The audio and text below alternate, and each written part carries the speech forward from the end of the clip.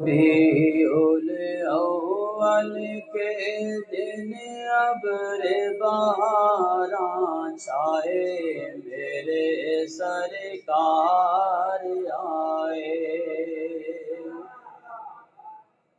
جس کو میرے آقا کی آمد میں خوشی ہوئی ہے ذرا وہ شرما نہ چھوڑے اور اپنے ہاتھوں کو بلند کر کے میرے ساتھ پڑھے کہ 12 ربیع الاول کے دن ابر بہاراں چھائے میرے آئے میرے سرکار آئے۔ 12 ربیع الاول کے دن ابر بہاراں چھائے میرے آمینہ تیرے گھر آ کر جبریل پیام یہ لائے میرے سرکار آئے۔ آمینہ تیرے گھر آ کر جبریل پیام یہ لائے میرے سارے نعت خوان بن جائیں اور بآواز بلند پڑھیں۔ اردو میں کہہ رہا ہوں کہ میرے سرکار آئے 12 ربیع دن ابر بہاراں چھائے میرے سوکھی تھی گلشن میں کلیاں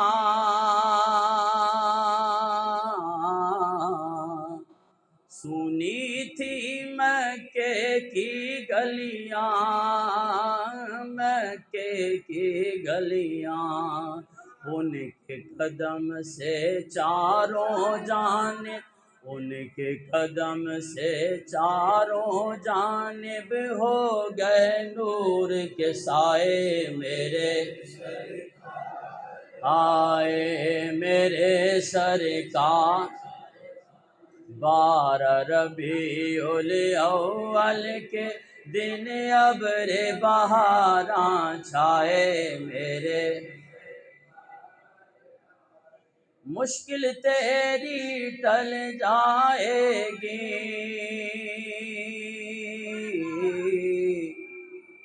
سوکھی کھیتی پھل جائے گی پھل جائے گی دائی حلیمہ تیرے سوئے بھاگ جگانے آئے میرے سرکار اے میرے سرکار آئے 12 ربیع الاول کے دن ابر بہاراں چھائے میرے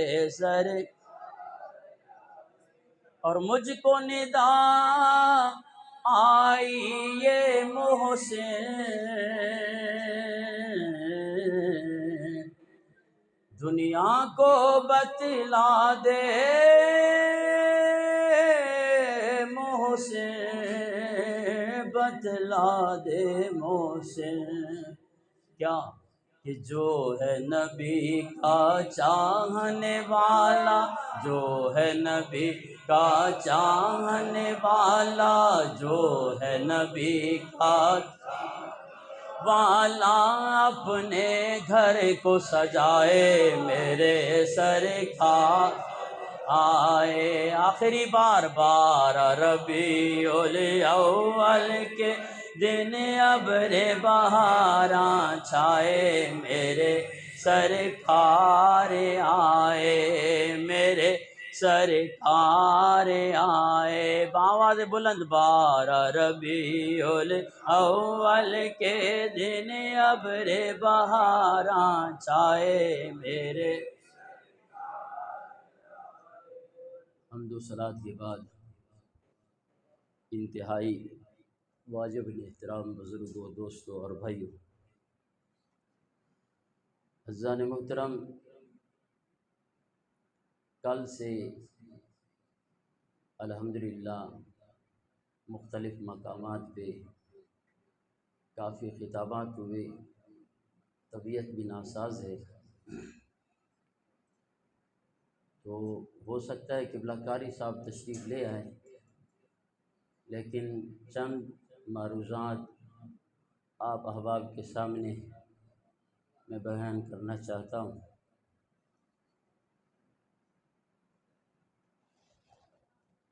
26واں پارہ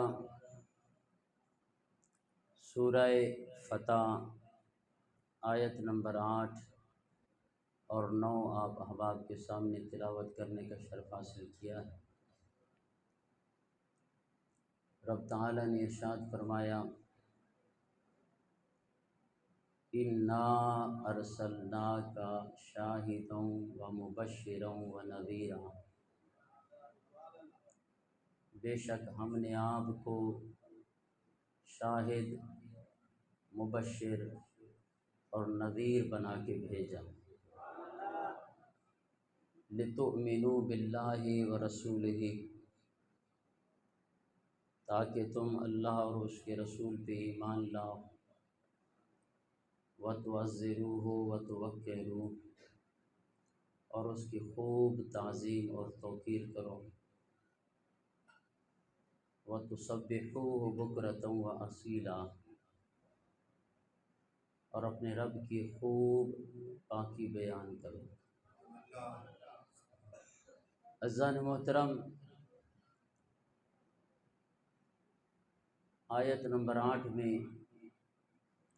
خالق کائنات نے حضور صلی اللہ تعالیٰ علیہ وسلم کی 3 عظمتوں کا ذکر ارشاد فرمایا۔ اے حبیب پیارے، ہم نے آپ کو شاہد بنایا۔ شاہد کے 2 معنی ہیں، جو بھی معنی کر لیں، بفضلہ تعالی اہل سنت کا عقیدہ ثابت ہو ہی جاتا ہے۔ گواہ والا معنی کریں کہ جی ہم نے آپ کو گواہ بنا کر بھیجا۔ گواہ بھی وہ ہوتا ہے کہ جو کسی واقعے کو کسی جگہ پہ ملاحظہ کر رہا ہو، اس کا مشاہدہ کر رہا ہو، کہیں بھی کسی کی گواہی تب قبول ہوتی ہے کہ جب وہ گواہی دینے والا بندہ اس واقعے کو ملاحظہ کر رہا ہو، وگرنہ اس کی گواہی جھوٹی گواہی تصور ہوتی ہے۔ عزیزان محترم، دوسرا معنی، اور یہ آپ کو لغت میں ملے گا، اور یہاں پہ اب کوئی اس شاہدن کی گردان جو ہے نا وہ نہ شروع کر دیں ہم کہ بھی یہ اس میں فاعل کا صیغہ ہے تو اور اس کی یہ جو ہے نا گردان ہے۔ تو دوسرا معنی اس شاہد کا ہے حاضر اور ناظر۔ بآواز بلند کہیے سبحان اللہ۔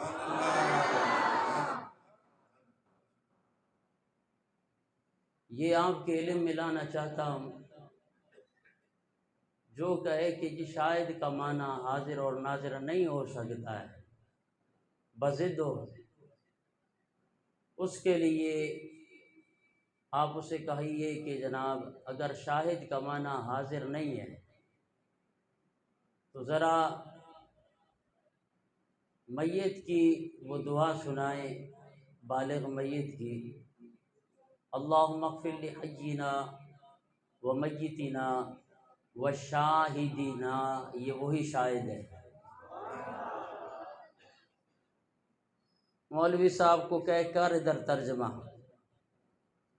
اللہم اغفر لحینا، پروردگار ہمارے زندوں کو بخش دے، یہ میرے ساتھ چلیے گا،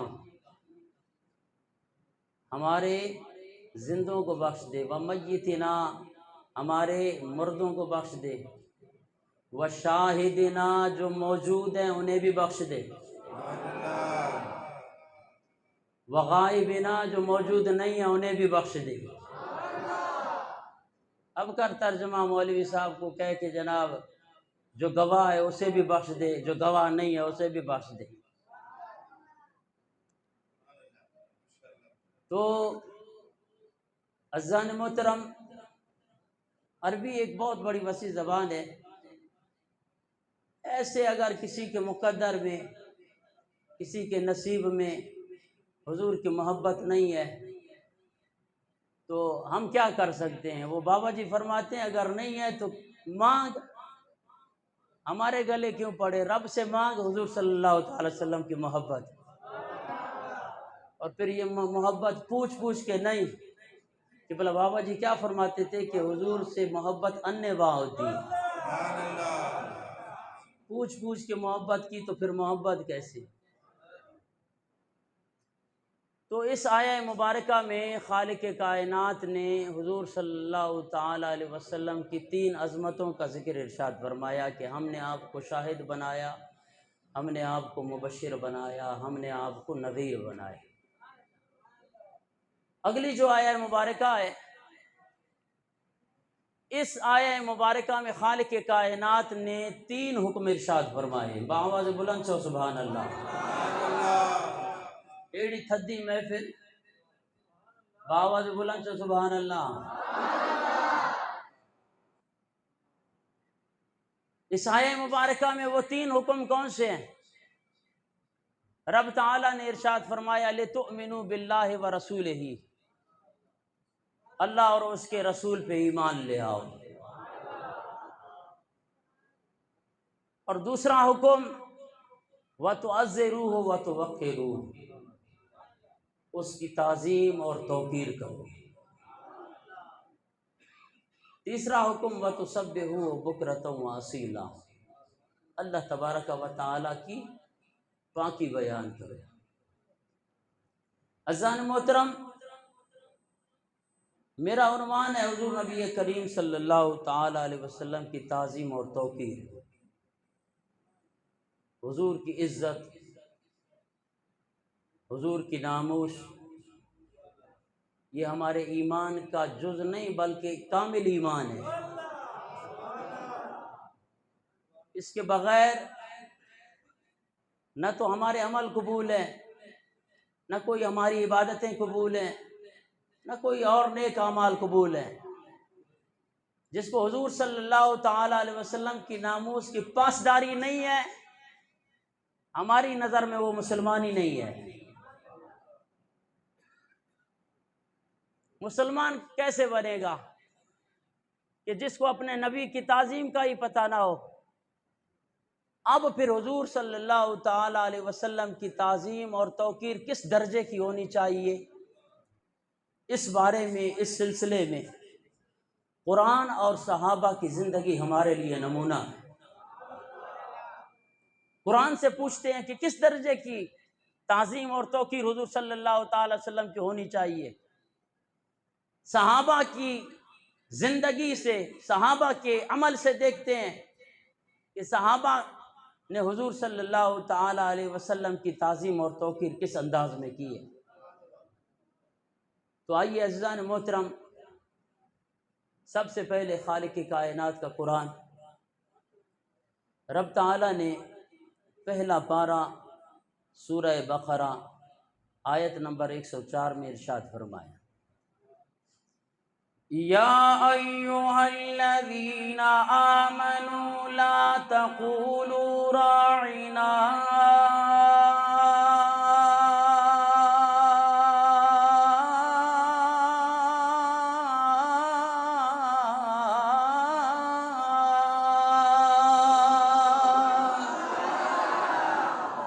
وقولوا انظرنا واسمعوا وللکافرین عذاب علیم۔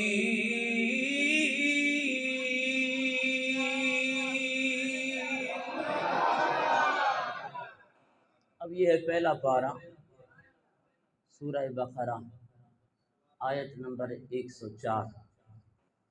ذرا میں اس کے شان نزول اور اس کے پس منظر کو آپ احباب کے سامنے بیان کرنا چاہتا ہوں، اس کے بعد پھر اس کا ترجمہ سماعت کروں۔ حضور نبی کریم صلی اللہ تعالی علیہ وسلم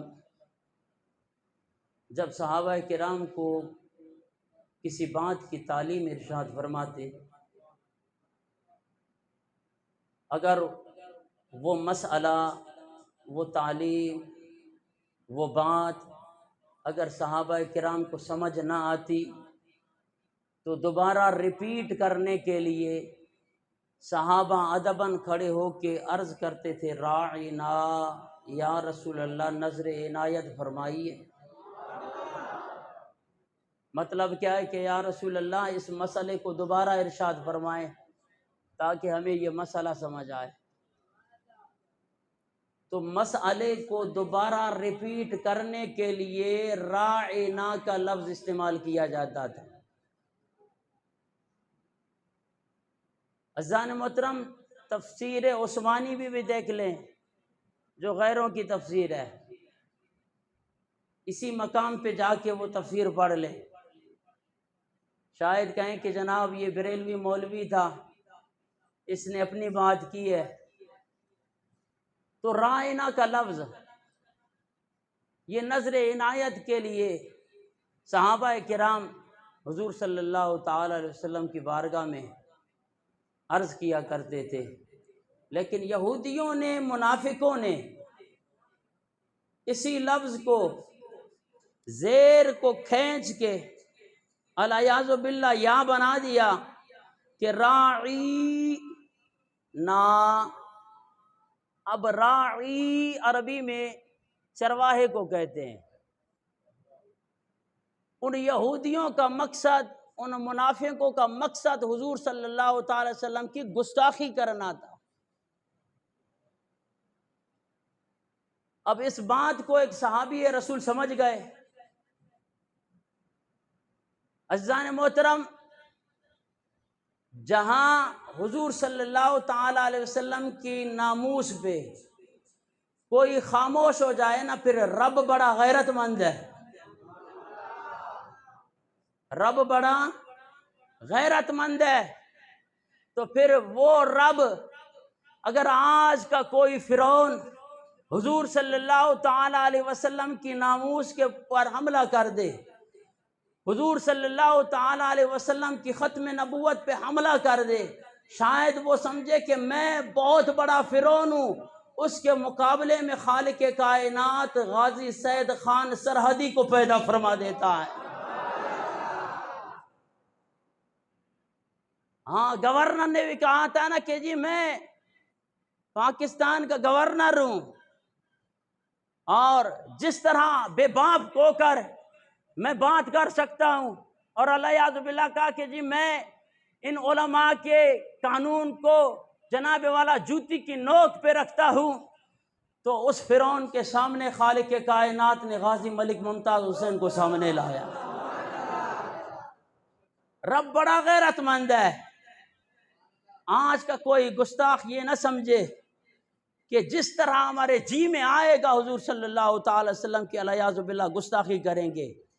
یہ قرآن مسلمانوں کو بتا رہا ہے کہ ایک لفظ رائنا اگرچہ اس کا معنی بھی درست ہے، خالق کائنات نے ارشاد فرمایا اس میں تھوڑا سا شیبہ پایا گیا ہے، خبردار آج کے بعد یہ صحیح لفظ بھی تم نے حضور صلی اللہ تعالی وسلم کی بارگاہ میں نہیں کہنا، اور اگر تم نے یہ بات کی تو پھر انتحبط اعمالکم وانتم لا تشعرون۔ جتنے تم نے حج کیے ہیں، جتنے تم نے نیک اعمال کیے ہیں، یہ تمہارے حج نہیں دیکھے جائیں گے۔ جناب 25 پیادہ حج کیے ہیں، جناب والا اتنے بڑے اعمال کیے ہیں، بڑا تہجد گزار ہوں، بڑا حاجی ہوں، نہیں۔ اگر حضور صلی اللہ تعالی علیہ وسلم کی بارگاہ میں اگر ایسا لفظ جس کا معنی بھی درست ہو لیکن اس سے تھوڑا سا شیبہ ہی پیدا ہو رہا ہو گستاخی کا، خالق کائنات اس لفظ کے بارے میں کہہ دیتا ہے کہ آج کے بعد رائنا کا لفظ نہیں کہنا۔ بآواز بلند چو سبحان اللہ۔ تھدا تھی ویا ہو یار، آج 12 ربیع الاول جی یعنی 13 ربیع الاول جی رات ہے، بآواز بلند چو سبحان اللہ۔ پہلی گال آج ویسے پہلی مرتبہ بدر مولوی تھکے تو اور عوام بھی تھکے تھی، سبحان اللہ۔ چاو سبحان اللہ کوڈر بیلچو ہندا بیاو چا حضور نبی کریم صلی اللہ تعالی وسلم نے ارشاد فرمایا جو ایک مرتبہ سبحان اللہ کہتا ہے اللہ اسے 90 نیکیاں عطا فرماتی ہے۔ تھوڑو ہاتھ متے کرے چاو سبحان اللہ۔ ہاں ماں ہمیشہ اج بھی اتے خطاب کندے چے ماں شم ہوجے آئے تے شمن جی محفل وہ مسلمان ان جی بھب کیوں دے سے ہیں جب رب کا قرآن سنیں کم از کم اللہ کے گھر میں آئیں نیکیاں کمانے کے لیے تو رب کا قرآن سن کے اللہ تبارک و تعالیٰ کی تقدیس بیان کروائے۔ تو خالق کائنات نے پہلا پارہ سورہ بقرہ آیت نمبر 104 میں ارشاد فرمایا، آئیے اس آیت مبارکہ کو پڑھنے لگا۔ یا ایہا الذین آمنوا لا تقولوا راعنا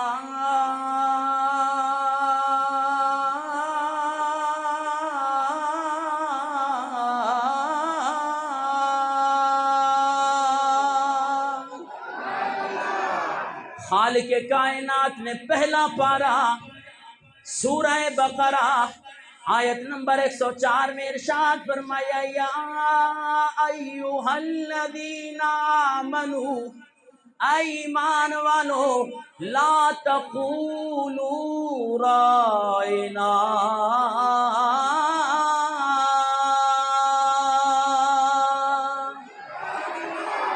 اے میرے نبی کے صحابہ آج کے بعد رائنا کا لفظ نہیں کہنا۔ پروردگار اگر رائنا کا لفظ نہ کہیں، اگر حضور نبی کریم صلی اللہ تعالیٰ علیہ وسلم کی بارگاہ میں دوبارہ کسی مسئلے کو ریپیٹ کرنے کے لیے حضور کی بارگاہ میں عرض کریں تو پھر کون سا لفظ استعمال کریں؟ خالق کائنات نے حضور صلی اللہ تعالیٰ علیہ وسلم کی بارگاہ کی عظمت کو بیان کرتے ہوئے ارشاد فرمایا، وَقُولُوا انظُرْنَا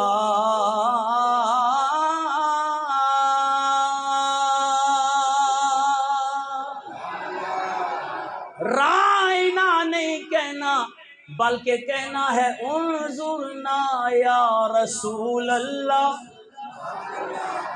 انظرنا یا رسول اللہ، یا رسول اللہ نظر عنایت فرمائیے۔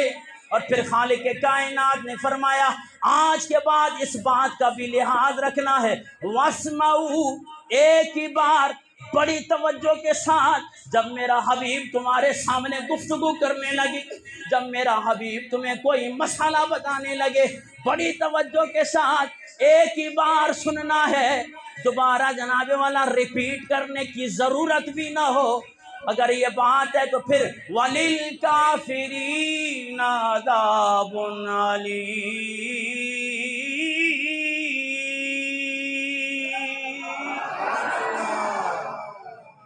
وگرنہ کافروں کے لیے، گستاخوں کے لیے رب کا بہت بڑا دردناک عذاب ہے۔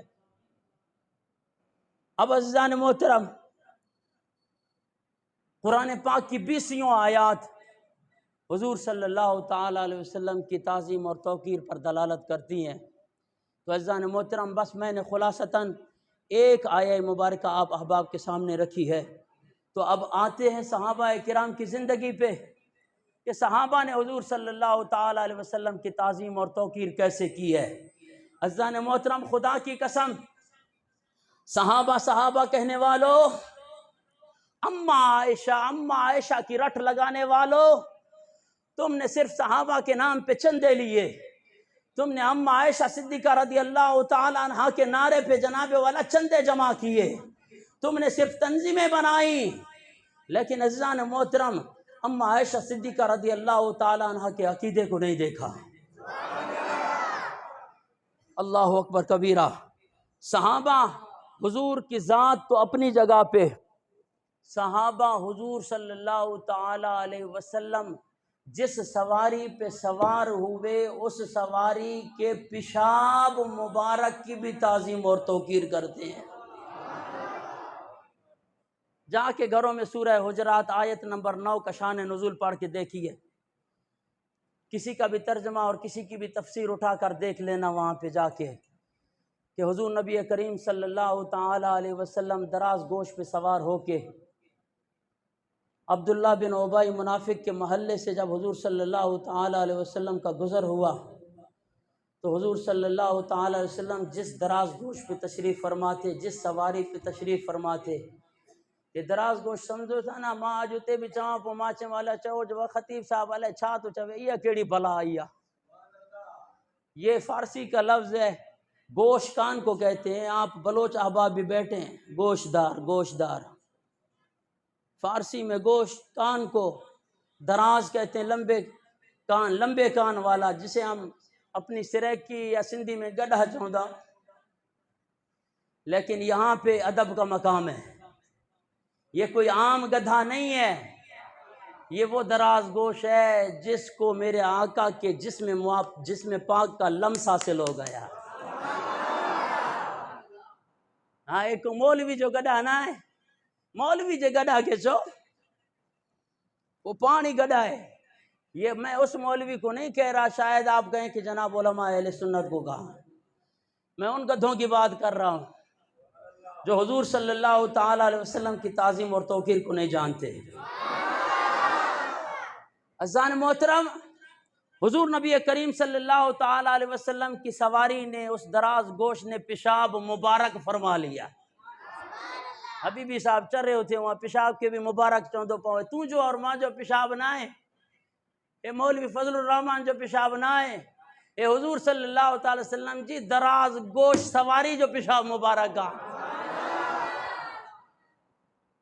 اللہ اکبر کبیرہ، یہ صحابہ کا مزاج بتا رہا ہوں۔ اب دراز گوش نے پیشاب کیا نا، عبداللہ بن ابی منافقوں کا سردار، اس نے جب پیشاب مبارک کو دیکھا، اس بدبخت نے، اس منافق نے اپنے ناک پہ یوں کپڑا چڑھا لیا۔ کپڑا کیوں چڑھایا جاتا ہے؟ اگلے کو تکلیف ہو رہی ہوتی ہے نا۔ عزیزان محترم، پیشاب مبارک فرمایا حضور صلی اللہ تعالی وسلم کے دراز گوش نے، اس منافق نے ناک کے اوپر کپڑا رکھ لیا، ساتھ حضور صلی اللہ تعالی وسلم کے غلام حضرت عبداللہ بن رواحہ، آپ نے جو جملہ ارشاد فرمایا، کہا منافق تجھے شرم نہیں آتی؟ تجھے شرم نہیں آتی؟ تفسیر عثمانی جا کے دیکھ لیجئے گا، کوئی اور تفسیر بھی دیکھ لیجئے گا، شرم تجھے نہیں آتی؟ حضور صلی اللہ تعالی علیہ وسلم کے دراز گوش مبارک کے پیشاب مبارک کی تو سمجھتا ہے کہ یہ بدبو ہے؟ خدا کی قسم، آپ کہتے ہیں خدا کی قسم، واللہ صحابی رسول اللہ کی عظمت کی قسم اٹھا کے کہہ رہے ہیں، اللہ کی قسم ہے، میرے نبی کی سواری کی پیشاب کی خوشبو تجھ سے کئی گنا تیری خوشبو سے بہتر ہے۔ تو کیا سمجھتا ہے؟ تو انسان ہے؟ یہ حضور صلی اللہ تعالی علیہ وسلم کے صحابہ کا مزاج ہے۔ اور پھر عزیزان محترم، آؤ آخری بات، ان موحدوں کے لیے، ان توحیدیوں کے لیے جن کو صرف یہ توحید، عزیزان محترم، یہ جنرل اسٹوروں میں نظر آتی ہے، توحید جنرل اسٹور، توحید مسجد، مسلم جنرل اسٹور، یہ مسلم جنرل اسٹور والوں کے لیے، توحید والوں کے لیے، ان موحدوں کے لیے رب کا مزاج پیش کرنے لگا ہوں، رب کا مزاج پیش کرنے لگا ہوں۔ عزیزان محترم، یہ خصائص الکبریٰ ہے، لکھنے والا امام جلال الدین سیوطی رحمۃ اللہ تعالی علیہ، آپ حدیث مبارکہ نقل فرماتے ہیں 121 صفحے پر، اور اس حدیث کی راویہ کون ہے؟ اما عائشہ صدیقہ رضی اللہ تعالی عنہ، اما عائشہ صدیقہ رضی اللہ تعالی عنہ عرض کرتی ہیں، قلت یا رسول اللہ انی اراک تدخل الخلاء ثم یجیء الذی بعدک فلا یرا لما یخرج منک اثرا،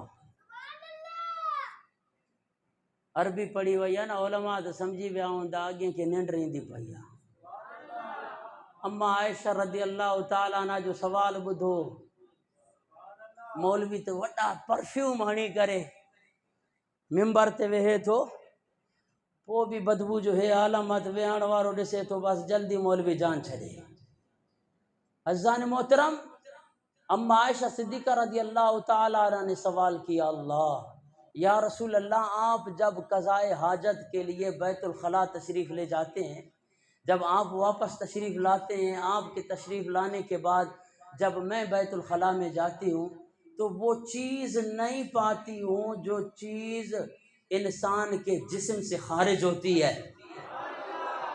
یا رسول اللہ، صرف اس جگہ پہ خوشبو محسوس کرتی ہوں۔ یا رسول اللہ، وہ چیز کہاں چلی جاتی ہے؟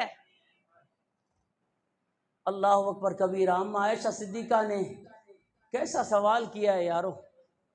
1400 سال کے بعد جو مزاج اللہ تبارک و تعالی نے سنیوں کو بخشا ہے، اس مزاج کو اما عائشہ صدیقہ رضی اللہ تعالیٰ عنہ حضور صلی اللہ علیہ وسلم کے سامنے بیان کر رہی ہے۔ یہ مزاج ہے نا، بات کیسی پوچھی ہے، ہم انگوٹھے چومے تمہیں پیٹ میں مروڑ ہو جائے، ہم نبی کے نام کو چومے تمہیں پیٹ میں مروڑ ہو جائے، ہم نبی کے نام کی عزت اور تعظیم اور توقیر کرے، تم دلیل مانگو ہم سے۔ آؤ، اما عائشہ صدیقہ کس بات پہ دلیل مانگ رہی ہے، کس بات کے بارے میں پوچھ رہی ہے؟ یا رسول اللہ، انسانی فطرت ہے، جب انسان بیت الخلاء میں جاتا ہے تم بھی انما انا بشر مثلکم کی بڑی رٹ لگاتے ہو۔ حضور بھی کھاتے تھے، ہم بھی کھاتے تھے، حضور بھی پیتے تھے، ہم بھی پیتے تھے، حضور نے بھی شادیاں کی، ہم بھی شادیاں کرتے ہیں۔ شادیاں کرنے والوں، حضور کو اپنے جیسا سمجھنے والوں، یہ اما عائشہ صدیقہ رضی اللہ تعالیٰ عنہ حضور صلی اللہ تعالیٰ علیہ وسلم سے پوچھ رہی ہے، یا رسول اللہ، جب آپ بیت الخلاء سے تشریف لاتے ہیں، جب ہم جاتے ہیں وہاں پہ وہ چیز نہیں دیکھتے جو انسان کے جسم سے خارج ہوتی ہے، وہاں تو صرف خوشبوؤں کے ہلے ہی ہلے نظر آتے ہیں۔ اللہ، میرے آقا نے کیا ارشاد فرمایا، اما علمت یا عائشہ، عائشہ تجھے معلوم نہیں ہے، ان اللہ امر الارض ان تبتلع ما خرج من الانبیاء۔ وہ بھی سبحان اللہ نہ چاہیے یار، ایڈی بخیلیت نہ کرو، خدا جی قسم یہ حدیث بیان کرے بالکل تو آجی جان چھڑ دم، باواز بلند چو سبحان اللہ، بالکل آخری گال چون واروں گال ڈسو، حضور سے محبت جو انداز ڈسو صحابہ کرام جو آخر وارن کے پو بھی گرمی لگ دی پہ تو جو قصور نہ شاید پکو نہ حل دو پہ ہو جائے، باواز بلند چو سبحان اللہ۔ بات دیکھے اللہ، میرے آقا نے فرمایا، عائشہ تجھے معلوم نہیں ہے، اما علم تھے، تجھے معلوم نہیں ہے کہ خالق کائنات نے زمین کو حکم دے رکھا ہے، ان الارض، کہ زمین کو یہ حکم دے رکھا ہے کہ ان تبتلع ما خرج من الانبیاء، کہ جو انبیاء کرام کے جسموں سے چیز خارج ہو اسے اپنے سینے میں لے لیا کر۔ او یارو، میں سوچتا رہا اس بے نیاز رب کو اس بات کی کیا ضرورت تھی کہ وہ زمین کو حکم دے کہ جو انبیاء کرام کے جسموں سے چیز نکلے اسے تو اپنے سینے میں لے لیا کر، اس کی آخر ضرورت کیوں تھی، ضرورت کیوں پڑی؟ عزیزان محترم، یہ انسانی ایک فطرت ہے، اگر کوئی کسی کا پیشاب یا پاخانہ وغیرہ کوئی دیکھتا ہے تو اس کی طبیعت میں بوجھل سی محسوس ہوتی ہے، اور یہ تیرا میرا پیشاب نہیں ہے، یہ کملی والے آقا کا بول براز مبارک ہے، انبیاء کرام کا بول براز ہے، وہ نبی کو اپنا سمجھنے والوں، اپنا جیسا سمجھنے والوں، حضور کو اپنا جیسا سمجھنے والوں، ظالموں، ان مسلمانوں کو کون سی تعلیم دینا چاہتے ہو؟ ان مسلمانوں کے جناب والا ذہنوں میں کون سی تبلیغ تم ڈالنا چاہتے ہو؟ ہمیں بھی بتاؤ۔ یہ صحابہ ہیں صحابہ، اور پھر یہ ان موحدوں کے لیے رب کا مزاج ہے، رب کا مزاج ہے۔ رب یہ نہیں چاہتا، رب نے امر الارض، یہ زمین کو حکم دے رکھا ہے، ان تبتلع ما خرج من الانبیاء، کہ اے زمین جو انبیاء کرام کے جسموں سے چیز خارج ہو اسے اپنے سینے میں جگہ دے دیا کر، اسے اپنے سینے میں لے لیا کر۔ عزیزان محترم، بس لاسٹ میں ایک جملہ بولنے لگا ہوں، اگر یہ جملہ سن کے بھی آپ نے سبحان اللہ نہیں کہی تو عزیزان محترم برسوں تک مجھے تو بڑا افسوس رہے گا۔ جملہ سنیے گا کہ جو رب مصطفیٰ کے پیشاب پہ اتنی غیرت کھاتا ہے، وہ رب مصطفیٰ کی ذات پہ کتنی غیرت کھاتا ہے۔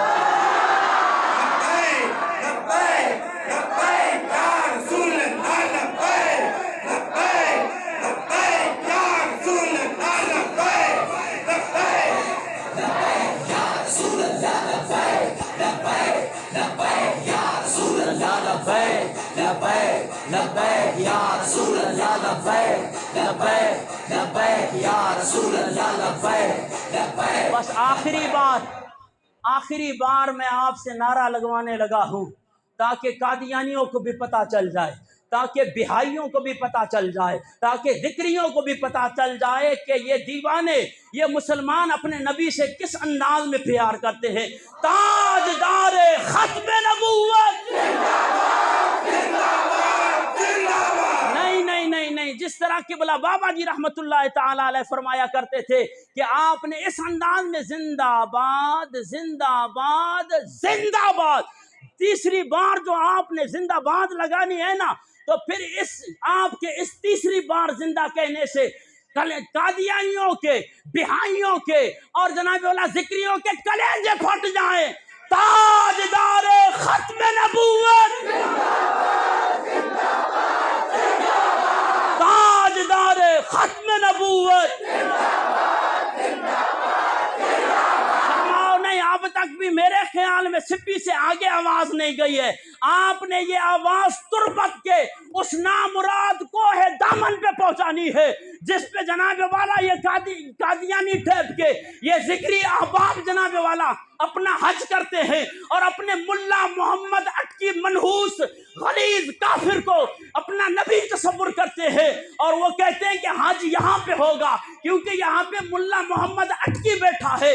عزیزان محترم، ان ذکریوں تک تم نے پیغام پہنچانا ہے کہ تاجدار ختم نبوت، تاجدار ختم نبوت، وما علی الا البلاغ۔